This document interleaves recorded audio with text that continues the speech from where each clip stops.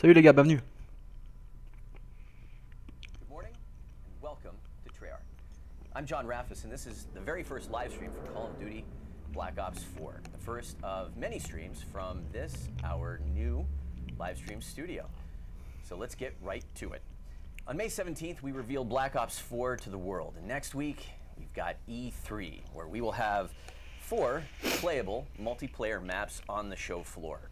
We thought today would be a great opportunity to kind of talk about where we were at reveal, speak to a few community questions that came out of reveal, but also look ahead to what's in store for next week. And to do just that, I brought with me 2 guys who need no introduction, but will get one anyway. Dan Bunting and David Vonderhaar. Gentlemen, welcome. Ah, David Vonderhaar, le chauve. All right, let's jump right into it. Next week, multiplayer maps on the show floor. Let's start broad, sort of recap a little bit about reveal. Dan, why don't you tell us about what people can expect from Black Ops multiplayer when they get their hands on it? Well, first of all, Black Ops 4 is a game that's been built from the ground up to be played online with friends. It's a game that really reinforces your social connections, your social gameplay experiences. I think that that's what our fans and our community has come to know. Vous entendez bien les paroles des mecs ou pas? Dites-moi. The games that we make, whether you're playing competitive multiplayer, Vous les entendez bien? cooperative zombies, it is a deeply engaging and continually rewarding experience. So with competitive MP, I think we talked a lot about it. Vaughn, you're welcome to jump in any time, but we're going to make him jump in. Dan, don't worry, he's jumping in real soon. Yeah, so we talked about the game that we are bringing specialists back in a kind of different way, in a new twist. We talked about it being again, is deeply rewarding with a big focus on overhauling our weapon systems, making those systems feel like they're more competitive, more satisfying to players. They have a good deep learning curve that players can master. But it's also got a more grounded, more tactical feel to it. That's right. We want to introduce that tactical layer so that players feel like they can compete together, that there's a whole new layer of depth to the game that they can play and just continue to master over a long period of time.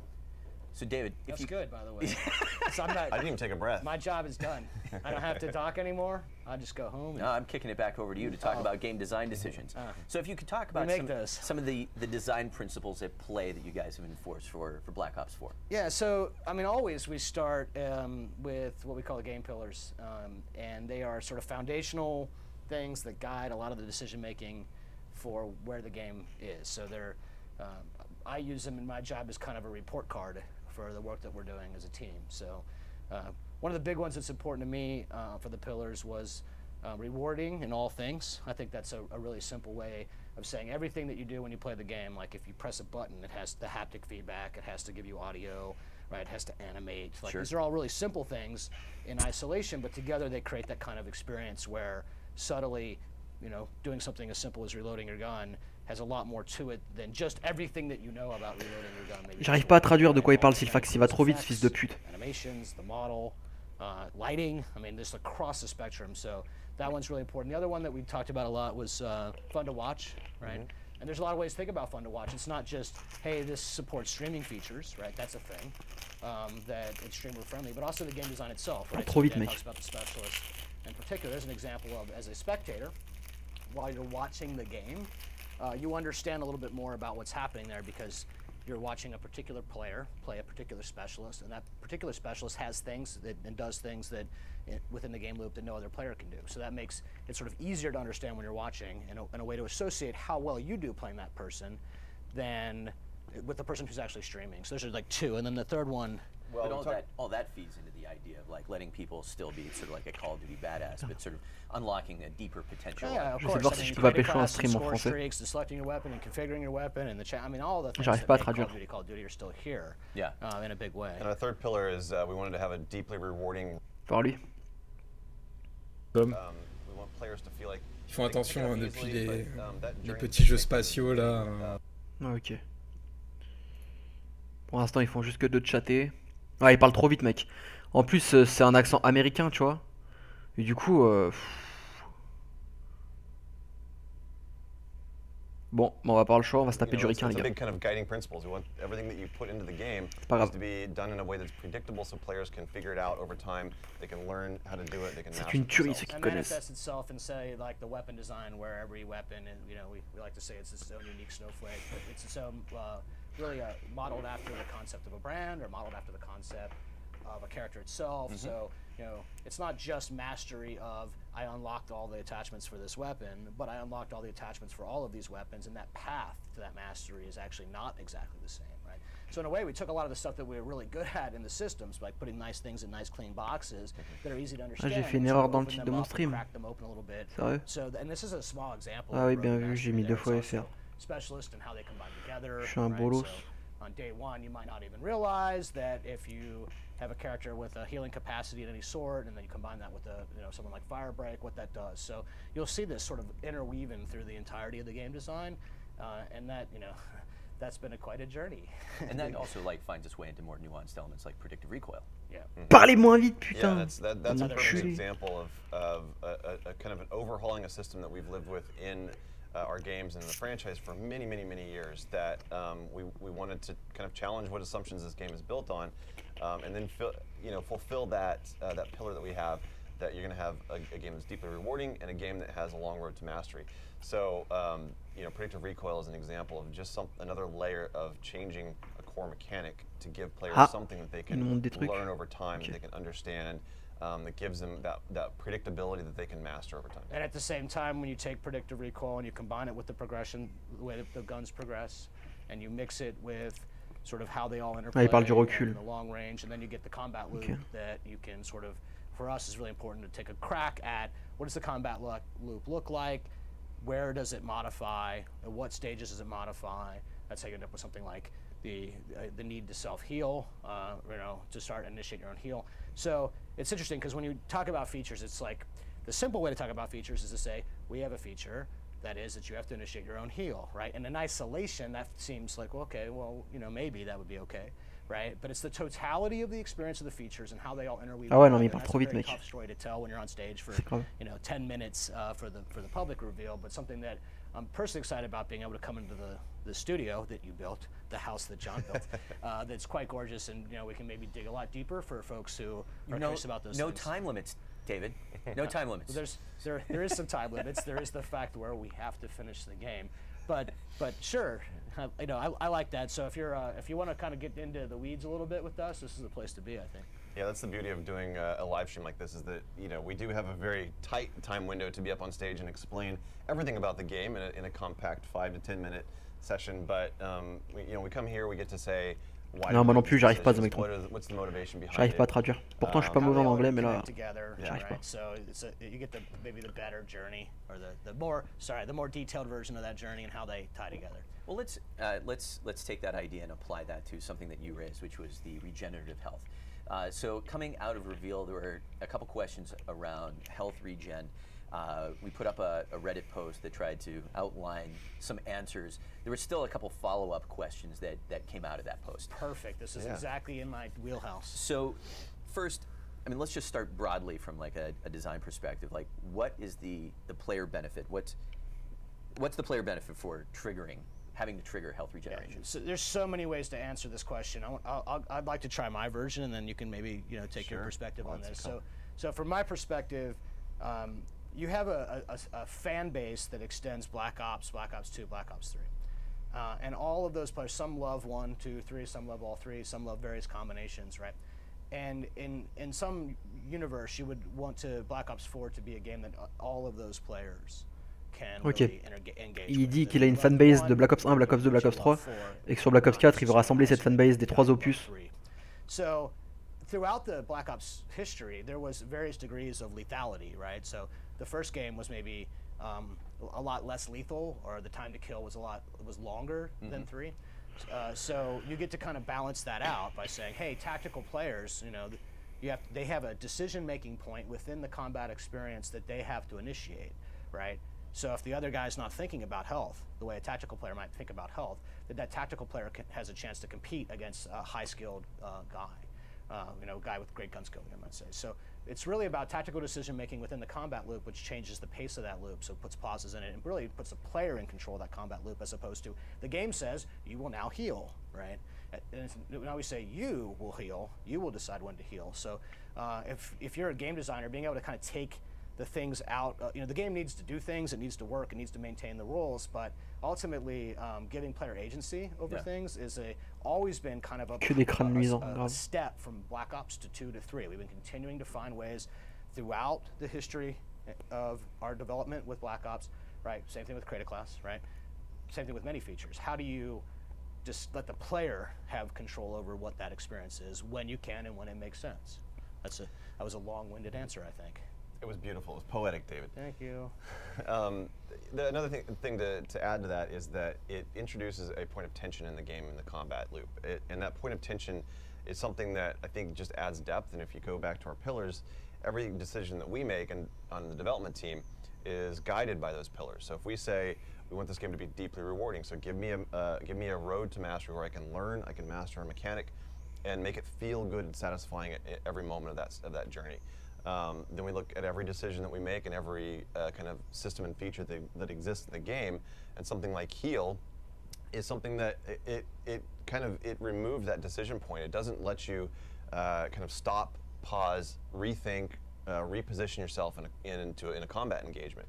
So the effect of having self-healing as a mechanic that's manual is that the combat, you see people staying in combat longer because they'll take damage, they'll pull back behind cover, they'll stay behind cover a little bit. Part of the experience. That's the funnest part of the experience. I mean, staying in those really high intensity battles is really the most satisfying part of our game, and so we want players to be in that experience more often.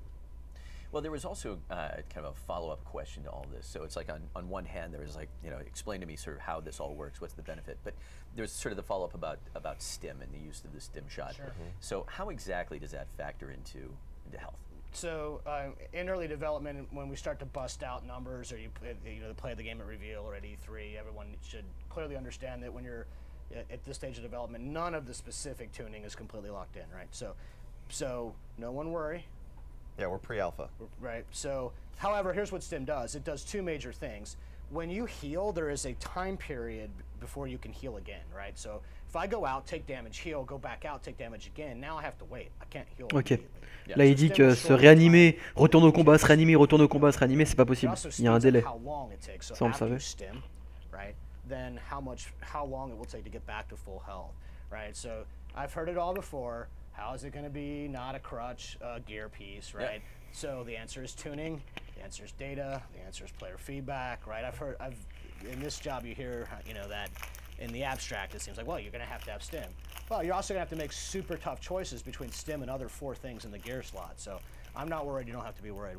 This is what we do with you all, right? Exactly how we handle it. And the gear category is a new introduction of content into the Create a Class this time around, where we wanted to take some of those kind of modifiers that you have to your gameplay experience and take them up a little bit in the power band so that you get something that increases the granularity of your combat customization, somewhere between perks and score streaks. That's what gear does, and you get to choose 1 out of 5 pieces of content in that category. So stim is 1, and I do want to just kind of echo what David was saying. It's pre-alpha. We do a lot of tuning between now and game launch. We incorporate feedback from every time we put the game in players' hands, and it doesn't stop there. Beyond launch, we are constantly tuning the game. I mean, you saw that with Black Ops 3. We're still making changes to the game, even recently. So it's bon, vos chats, montrez des vidéos là. But all for the good of the community and the gameplay experience. And in this case, we've already tuned stim shot based on the experience that people had at the reveal event. So we were watching. So now it's faster, right? We were collecting data. It's funny because there was a lot of, it was a hot topic in the community. People were talking about stim shot. They were talking about armor a lot. Those are the two kind of big ones.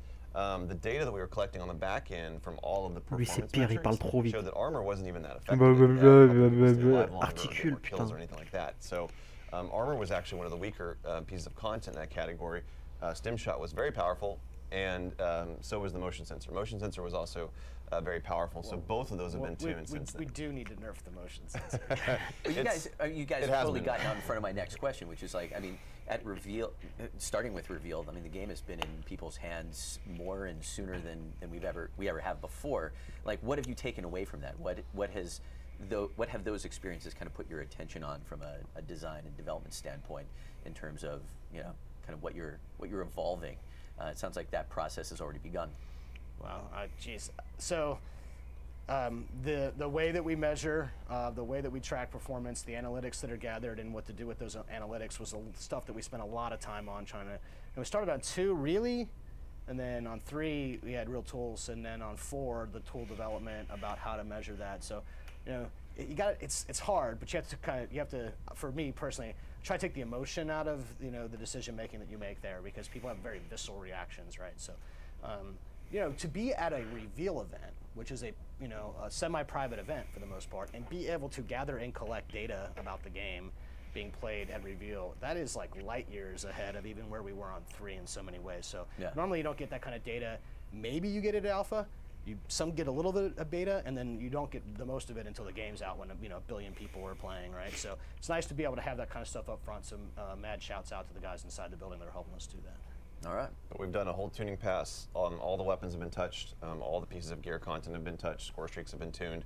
It was a good first run to get this in people's hands, to start kind of testing the data that we're collecting with our own internal playtest data, and kind of judge also that Vaughn mentioned the emotional component, try to take the emotion out of it, but it is a data point as well. You've got your metrics, which you're saying, how is this thing actually performing against the ways that we measure performance, but then you have sentiment, and you have perception, and you have emotion. There is a part of that that you have to take into consideration. Twitter. When There's you a lot of Twitter. There is. Yes. Twitter's they have a voice, and it comes through loud and clear. Don't worry, Reddit. I got you. I got you. I've been loud and clear. I got you. Well, that's probably a pretty good point to start sort of turning our attention toward E3 and looking ahead to next week. To kind of kick off that discussion, Dan, you've got some news that you want to share with us today. Yes. Are we talking about the E3 maps first? So, yeah, one of the things that we are talking about at E3 is we are bringing back 4 fan favorite maps for Black Ops 4. 4 fan favorites, Dan. Tell us what they are. I actually have them queued up here. Il y aura 4 maps jouables à l'E3. Ouais, ok. It's a map that we made in Black Ops 1. It has not been revisited since Black Ops 1, but it's one of our favorite maps from development. Un remake d'une map de BO1. So we've remastered the jungle. Is that why? Jungle! Is that why you did that? No. Yeah, it's an awesome map, and it was. It's an awesome map. And we've not only completely rebuilt. You will like it. Completely rebuilt the map. And this is a map that will be available when?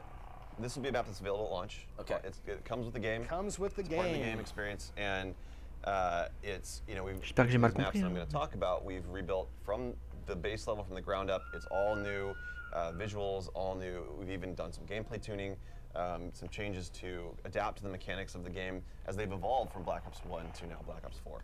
So that's the first one.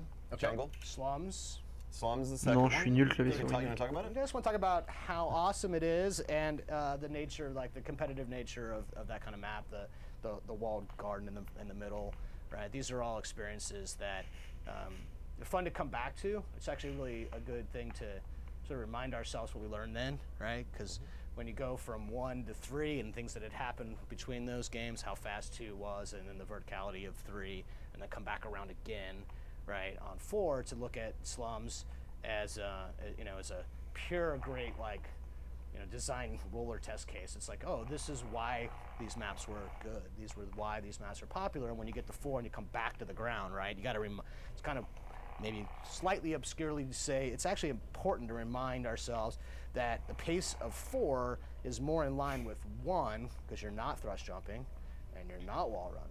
Il a dit Slums. So it's sort of like a really good way. So Slums for me. Ils nous font tourner en rond, je crois. Yeah, this is the one. This is the one that I loved, right? And that's good because, I loved Slums. Ah, Slums. And so did the community. Woods was happy. Yeah. He's nodding in agreement back there. Ouais, il a dit I love Slums, Yeah, but mais that was, bon, that ça was veut one pas of dire qu'il la refont, tu vois. our audience favorites from Black Ops 2, and they, the community has asked for that one to come back many, many times, and so it's a pleasure for us to bring it back. Next up, we have Summit, which was Summit. another Ouais, classic en fait, from Black Ops 1. We joke because it was one of the first maps that we actually built for Black Ops 1 multiplayer. Can we tell you the Il truth parle de about toutes les this? cartes, The very first map you make for any game, new game, it's actually the last map you finish. It's like you're trying to get your mind around things, and the level of self-criticism about the first map that you make, and then somehow the second, third, fourth, fifth, whatever, those maps are so much easier to get done. And Summit, was a very popular map, and as a map we liked. but it's also like the one map you were playing forever. Right? Well, perfection takes time. But yes, Summit was one of our favorite maps. Yeah, after a while, right? Some of us have to work on it a lot. I get to do the fourth map. Okay. Firing range. Firing range. Firing range, elle revient. That's a statement. Nice. Firing range is exclamation mark. Firing range is the fourth map that'll be available immediately with Black Ops 4. Another kind of really good sort of C'était le sujet de ma vidéo, bordel. map, right? I mean, Nuketown's a very popular map in our history for different reasons, but Firing Range is like a classic sort of engagement, sort of, the first time we got really comfortable with the idea of parallel laning, which is the concept of there's a structure and you can move through the structure in the same direction that you can also move through on the outside of that. What the fans, what the kids say, wall banging, you could wall bang in that map very well. So that's using bullet penetration feature to sort of shoot through a wall to hurt somebody on the other side of that wall. So there's a lot of really good lessons there. So I like these 4 maps because if you can use them as a history lesson and a coaching and teaching tool. Donc si je résume, les gars, ils ont dit quoi?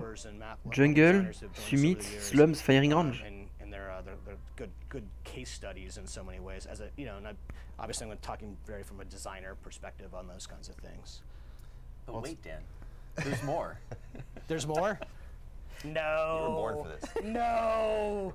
Well, you did mention Nuketown. No, I didn't. You did mention Nuketown. I did not. We are bringing Nuketown back for our fans, and it's a map that has been Nuketown aussi vient de le dire. It's a map that we've reimagined every game, and we've done something completely different every game.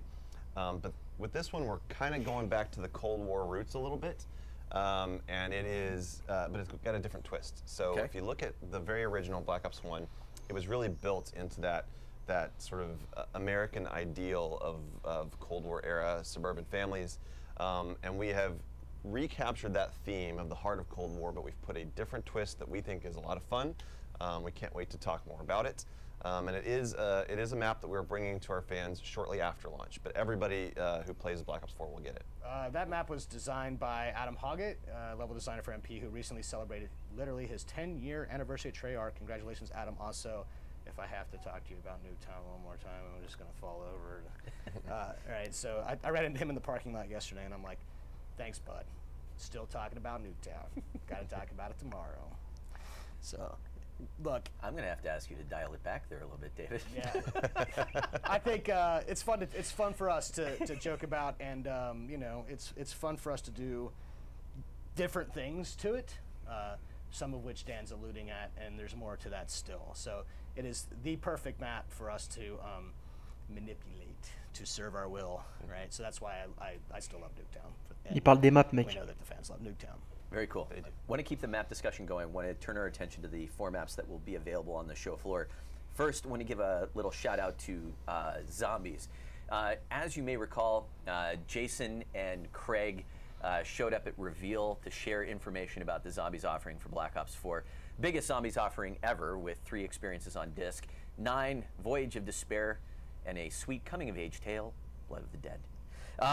Anyway, Jason, and possibly some friends, will be on hand Wednesday, June 13th at 1:45 at the Novo at LA Live to speak with the one and only Jeff Keighley about Zombies, past, present, and some future. So make sure to tune in next Wednesday. Keep an eye out on our social channels. We'll let you know when to tune in for that. Jason and Craig could not be here with us today.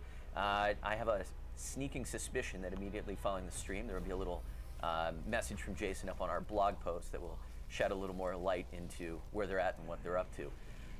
In the meantime, back to multiplayer. Guys, sorry, I think I was like reincarnated from Ron Burgundy at some point.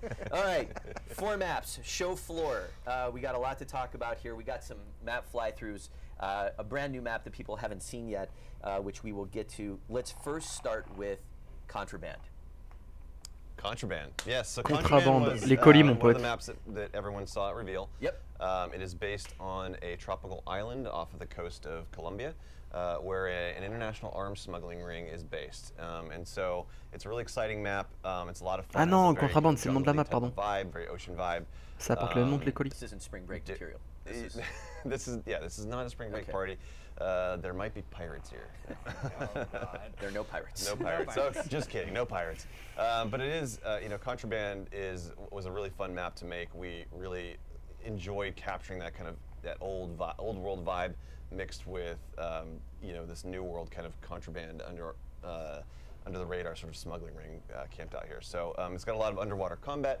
Has really tight choke points on the bridge. This bridge is a central hot spot, especially in domination, trying to capture the B point. And that's kind of what this map is all about. Yeah. It also looks really good. So pretty.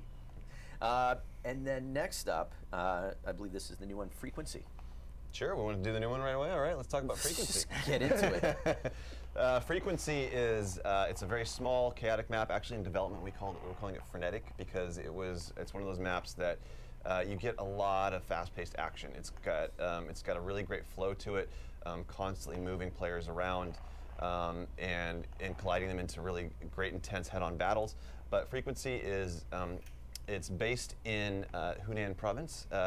It is a very large, complex listening station that our specialists have gone into assault, and it sort of has that a little bit of that kind of danger element to it. Where, if you remember, even we talked about Summit. That was one of the first maps that we did, where we added the risk of falling to your death. So you have to be careful in certain areas.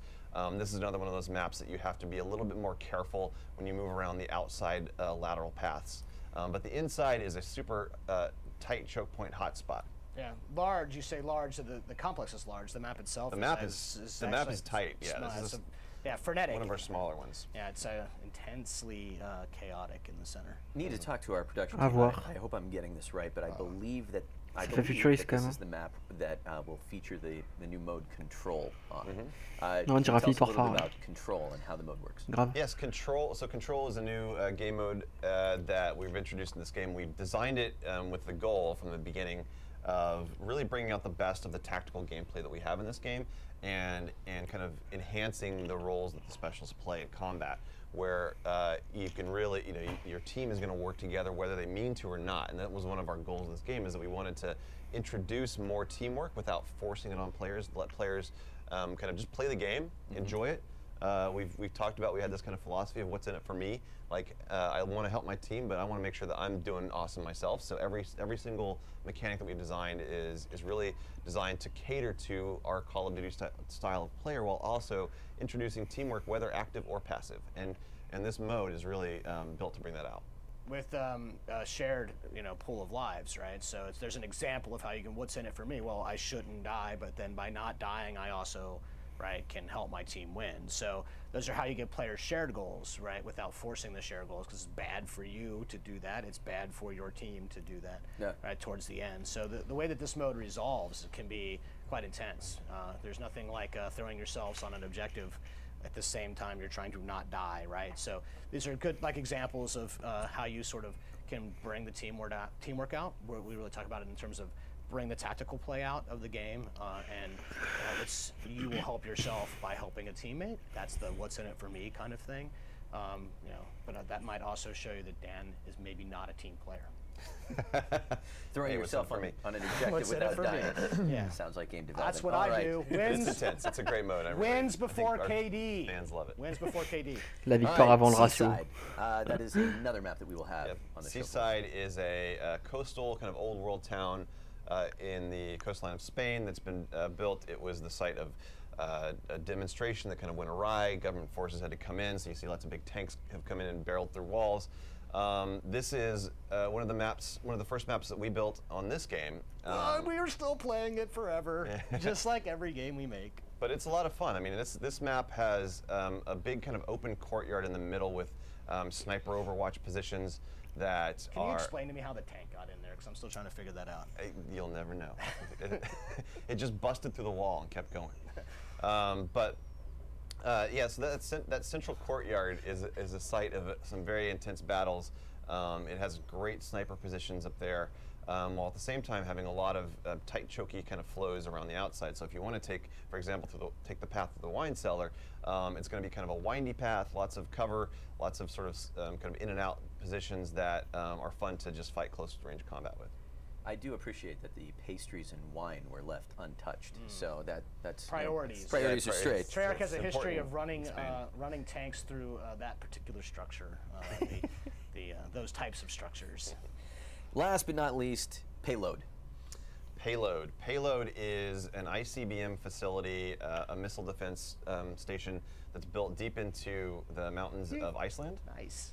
Yeah, that was going through the bullet hole thing. I think you're stealing the blackout stuff. Right? So you'll see these kind of like these large missile silos built into the mountain. You're going to play in and around one, so that's kind of the hook of this map. You're playing on discutera après, les gars, on missile silos around one of the big missiles that's taken apart. You can actually fight in and through it. So it has some really kind of tight head-to-head spaces. The way that the lanes connect up in this map are very different from how we traditionally do, and that leads to some new kind of strategic opportunities for how you might attack the center. That center spot, again, is a very intense hot spot, but we also have some really tight paths that we've put, for example, some hardpoint objectives on that are really hard to hold down. And so, you know, we want to do these kind of twists on the game modes to give players new experiences in how they capture and hold an objective, and this is no different. It's fun to see the maps again. Usually in early development, you know, I'll play these maps, but then I'm on to the next set of maps while they get arted up like this, right? So it's like, whoa, that's awesome to see some of the work that the hardworking men and women of Treyarch Art Department has done to make this thing look the way that it looked, right? Good job. All right. You've been busy with those guys, huh? Yeah, they've put in a lot of hard work, and they've turned out great. All right, we've got a couple announcements to close things out. Before we get there, time to go. Any closing thoughts from you guys? Any last things to share? Anything? Well, we can't wait to bring on the game discute to après, les E3. mecs. On discute It's going après. to be on the show floor. Multiplayer is playable for our fans in a couple of places. Yep. So hopefully that can shorten some lines, and we'll have more on that very shortly. Absolutely, but if you're looking for what's playable at the Activision booth, you'll see us. It's in the South Hall, number 1001. You'll get to play these 4 maps: Contraband, Frequency, Seaside, Payload, and it's also worth noting that we will have a number of PC stations set up and ready to go with multiplayer at your disposal. It's probably also worth mentioning that immediately after E3, there will be a couple of us at the DreamHack event in Sweden. So keep an eye out for Jonathan Moses and our brand new community manager on the PC front, a guy named Rob Smith. Will be wandering around the show. And let's see here, what else we got? Following E3, following DreamHack, Black Ops 4 will also be playable at the CWL Anaheim Open on the following weekend from June 15th through the 17th. On s'en fout de la CWL, On mec. the CWL front, immediately following the stream, you might want to check out the COD Twitch channel for all of the, or for the schedule for all of the new CWL matches. And last but not least, wanted to throw out a few thank yous for today. We don't get to stream from a new stage without a small army of people making it happen. A couple people, Tommy Lira, Robert Sanchez, Lee Staples, little Scott Eckert action thrown in there. Josh Negrin, thank you very much for all of the help on the production front. Josh Torres, Rob Smith behind the scenes, Stephanie Glover, Jay Per, your art services team, and everyone at Activision for helping to bring all of the assets to life. Fox Designs, Kim, Grace, Rocco, the Treyarch's live ops and production teams, and last but not least, Rose Villasenor. None of us would be sitting here if it weren't for her getting so much stuff done and making it happen. Thank you very much. And to everyone that tuned in today, thank you. Looking forward to see you at E3, and we will see you back here at Treyarch. Ils vont rien montrer, t'es sérieux? Have a good one, everybody. Ils vont rien montrer, t'es sérieux là?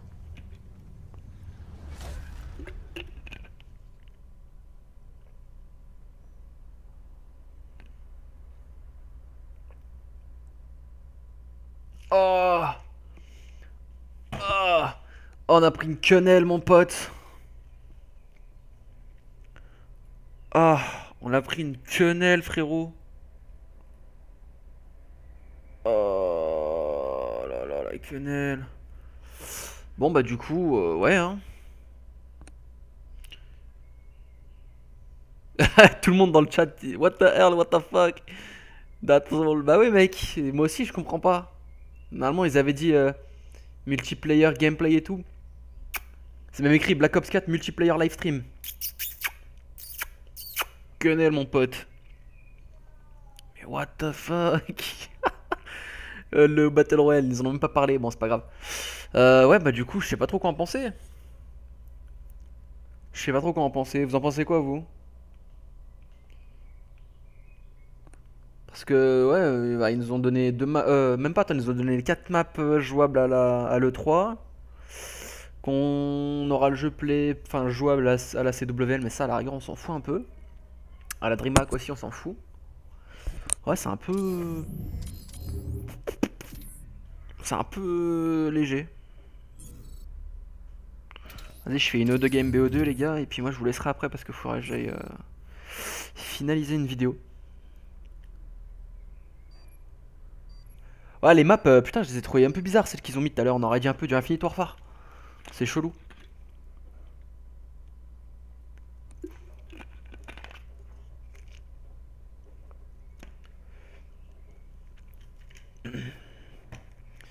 Je vais re-regarder la rediff après. Pour savoir si vraiment il y a des maps remaster, tu vois. Team deathmatch.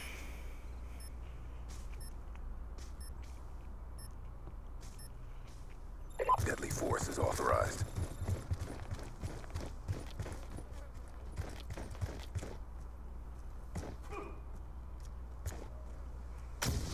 Eyes on target. Get down. Oh le retard. We've taken the advantage.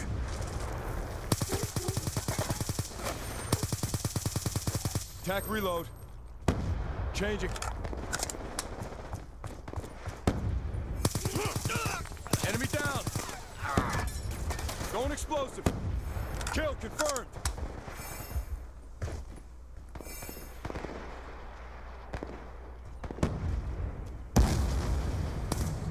Dry. Elle est bizarre la game le...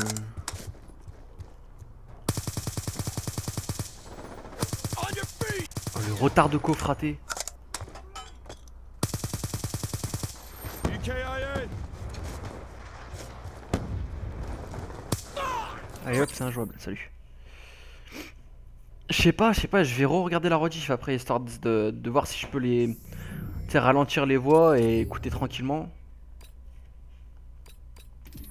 Franchement faut que je re-regarde. Nuketown, ouais ça sent le cheat là.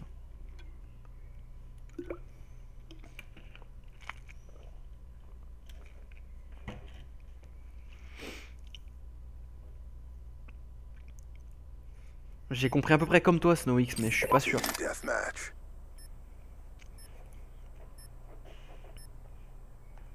Deadly force is authorized.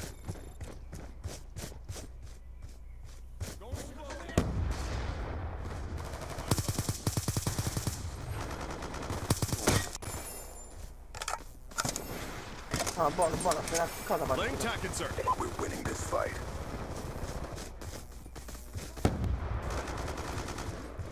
Contact on me. Ah putain ils sont où?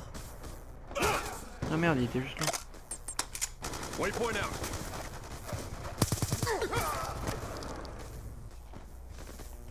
Going hot. Enemy combatant. Shot out. Target check.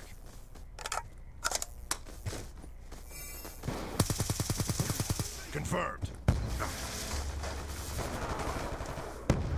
Sniper's down. Move up. Enemy down. Elle remonte fraté, je sais que tu vas remonter. Got him. C'est quand même bizarre que le gars il vienne me chercher comme ça mais... Waypoint out. Je dis ça, je dis rien. Stitched him up. Changing.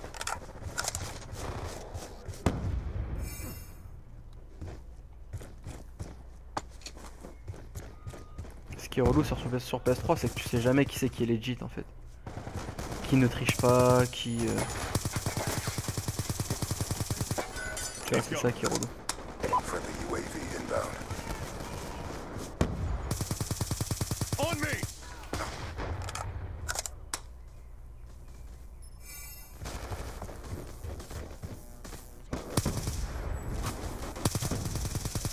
Shooter down.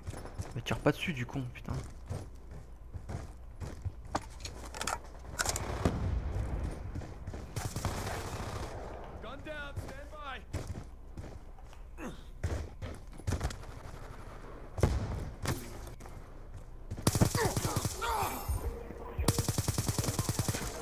Reloading. Orbital VSAT awaiting orders. Orbital VSAT online. Popping off. Stand by.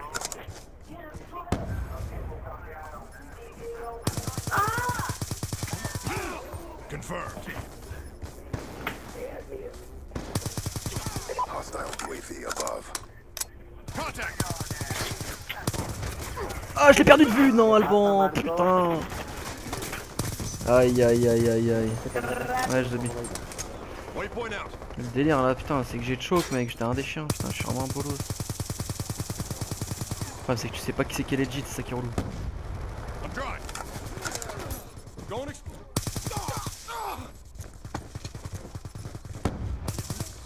Changing. On me. Don't explosive. Get Arrête de MSD. camper, toi. Mission almost complete. Don't quit now.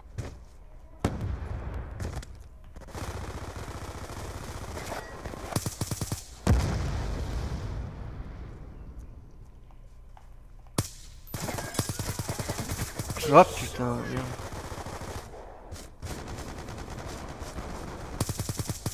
Sniper's down. Move up. Putain, mais vous êtes sérieux là, camper au fond? Sniper! Sniper! On me! Target check. One down. Sniper down. Going explosive. Get MSD. Sales, your mission directive has been Ouais, achieved. j'en refais une ou deux. Sniper's down. Je me suis mis sur un VPN allemand, bon la colle est un peu mieux. Going explosive. Get MSD.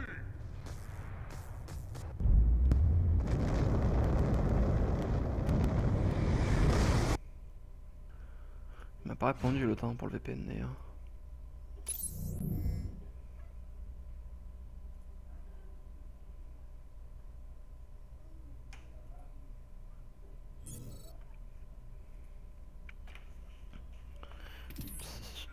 On va relancer une petite game. J'aimerais bien avoir une copo potable.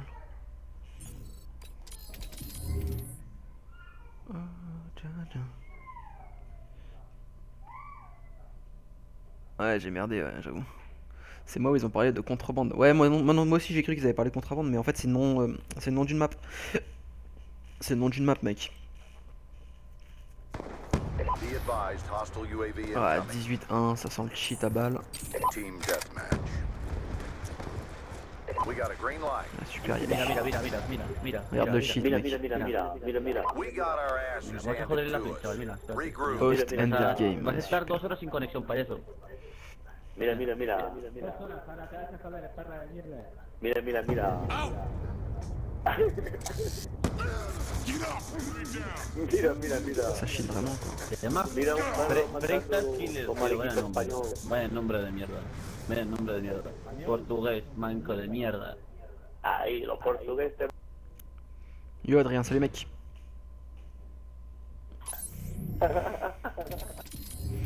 Quel intérêt de rester dans celle-ci? On va voir.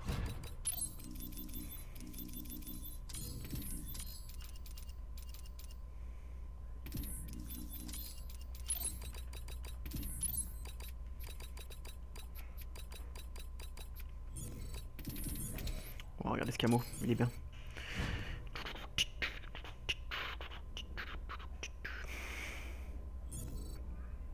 Ouais. Ah, mais ça cheat à balle hein, depuis hier que j'ai essayé de jouer. Ça cheat à mort.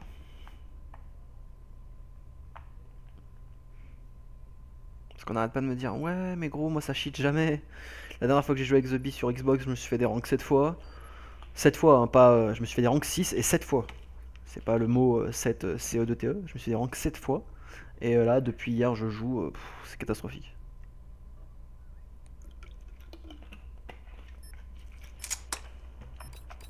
Team deathmatch. Allez.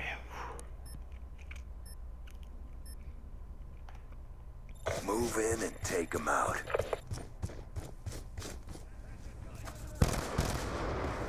We've taken the advantage.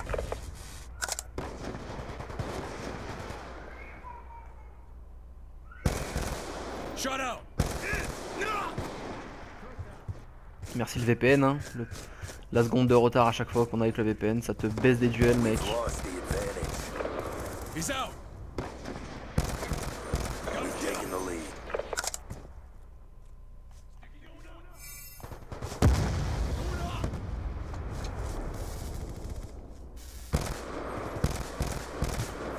Shoot her down. I'm dry.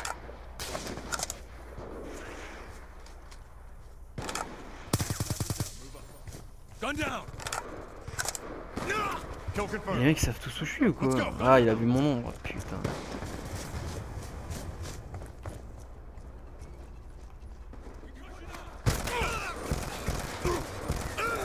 Topping off. Stand by. Je vais essayer de passer sur un VPN polonais après. We've lost the lead.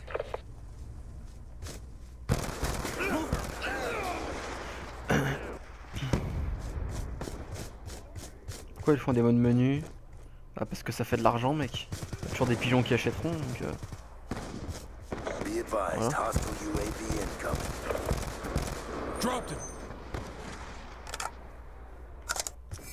Et puis ça a très bien marché, parce que quand tu vois tous les trous du cul qui ont des decks, mec.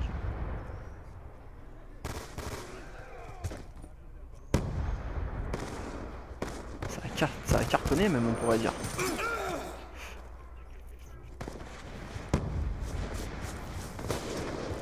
Control.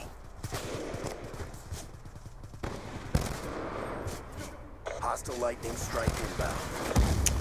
Et hop, c'est bon, il m'a tué, nique ta mère. Salut Max.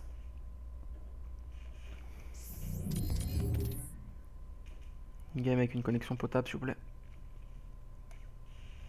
Pour moi, AN94, MSMC, PDW. Ouais, PDW, j'aimais bien à la sortie, elle était cheatée. Et après, il l'avait un peu patché, donc je sais pas trop. Je sais plus ce qu'elle vaut.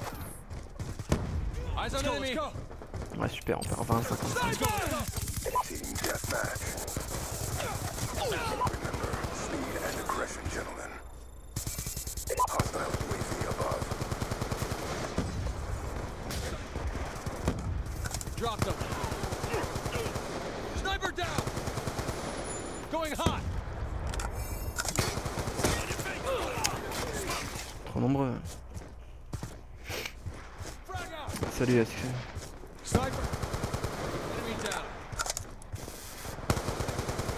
Allez hop, retard de connexion encore une fois. Ah c'est bon, je tire en premier, je prends la balle, nique ta mère.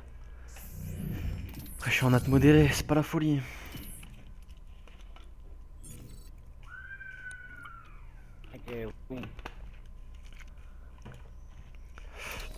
Bon, j'essaie d'en faire une dernière et je stoppe les gars. Ouais, pourquoi pas. De bonne chance, hein. C'est des FR, donc il y a des grandes chances que ça cheat.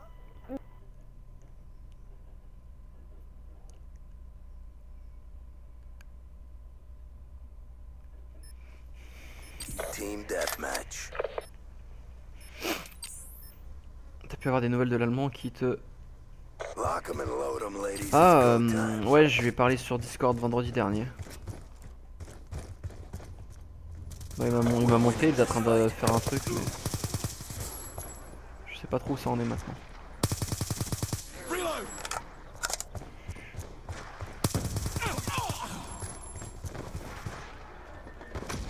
Going explosive.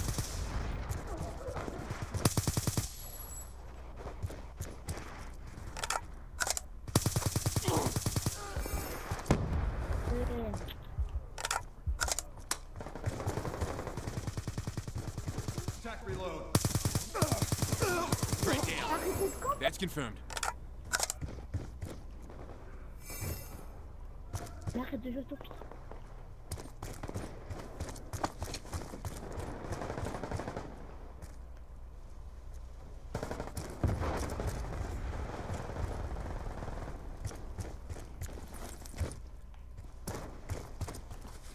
Comment ils sont où?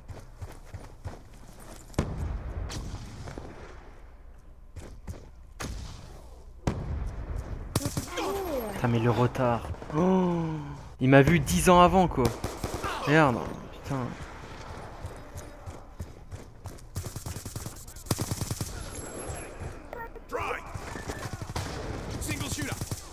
Down.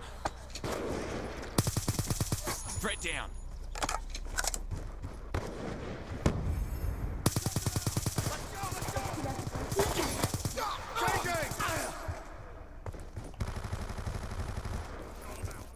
Hostile Je UAV above. déteste le MME, putain. Oh, j'ai envie de quitter là encore, les gars, il y a un retard. Putain. Ils se rendent pas compte, les mecs.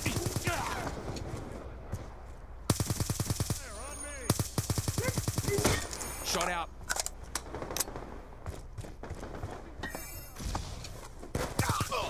He's gone. Injouable, mec. Injouable. Hostile counter UAV above. Radar is down. It's off. Get up. Dropped it. Tu peux mettre toute la game, toi. Wanna get paid? Move it.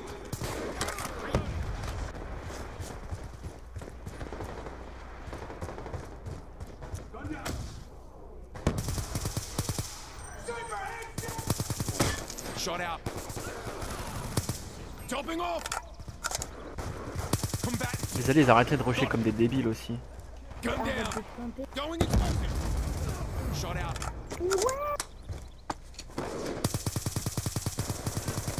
Move it. Regardez, Drop dead. ils rushent comme des débiles et du coup ça spawn partout.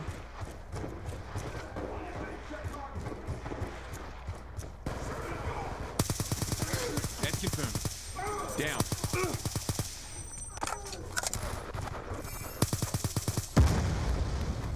Going explosive. Shut up. Sniper, get down. He's gone. Friendly UAV inbound.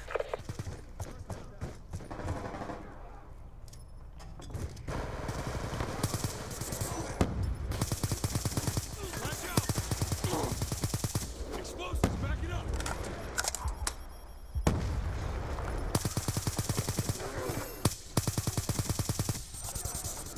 Et oh,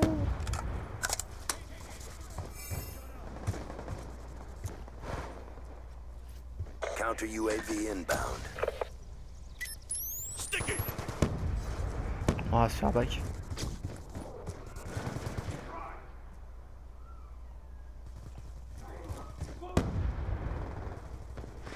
Mission almost complete. Don't quit now. That's confirmed. bah, mais c'est un mec. Move to engage. Orbital VSAT He's awaiting gone. orders.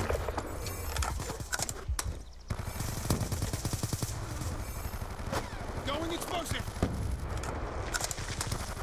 Non, à chaque fois que je suis en série, c'est la fin de la game.